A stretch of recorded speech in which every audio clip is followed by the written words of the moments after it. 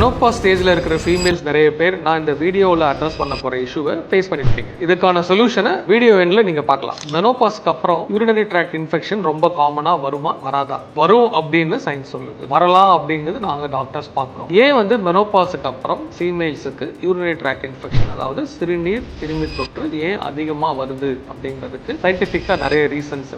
முக்கியமான reasons hormonal changes. அவங்களுடைய ஈஸ்ட்ரஜனும் ப்ரொஜெஸ்டரோனும் எல்லாமே குறைய ஆரம்பிச்சதுக்கு அப்புறம் அவங்களுடைய யூரின் போற பாதையில இருக்கிற ரத்த ஓட்டங்கள், பிளட் சர்க்குலேஷன் குறைய ஆரம்பிச்சு. அப்படி குறையும் போது அந்த யூரின் போற பாதையில இருக்கிற எதிர்ப்பு சக்தி, லோக்கல் இம்யூனிட்டி குறையறதுனால பாக்டீரியா சீக்கிரமா அந்த யூரின் போற பாதையில டச் ஆகி அங்க ஒட்டி, அதனால சிறுநீர் பையில அது பரவி உங்களுக்கு சிறுநீர் தொற்று வரதுக்கான வாய்ப்புகளை அதிகப்படுத்துது. ஸோ அதனால மெனோபாஸுக்கு அப்புறம் யூஸ்வலா ஹைஜீனை கரெக்டா மெயின்டைன் பண்ண சொல்லிட்டே இருக்கும். அதனால உங்களுடைய இம்யூனிட்டியை இம்ப்ரூவ் பண்ணலாம். அந்த லோக்கல் இம்யூனிட்டி இம்ப்ரூவ் பண்ண உங்களுடைய இன்ஃபெக்ஷனுக்கான ரேட் சான்சஸ் குறைய ஆரம்பிக்கும். இது ஒரு ரீசன். இன்னொரு ரெண்டாவது ரீசன், யூரின் போற பாதையில இதே ஹார்மோனல் சேஞ்சஸ்னால பாதையில சுருக்கம் வர ஆரம்பிக்கும். எப்படி ஒரு புதுசா போட்ட குழாயில உப்பு படிஞ்சா கொஞ்சம் கொஞ்சமா ஃப்ளோ குறையுமோ, அதே மாதிரி யூரின் போற பாதையிலையும் இதே மாதிரி சுருங்கி யூரின் ஃப்ளோ குறையறத ரொம்ப பேர் கவனிக்காமலே விட்டுருவாங்க. எனக்கு சுகர் வந்துருச்சு, எனக்கு ப்ரெஷர் வந்துருச்சு,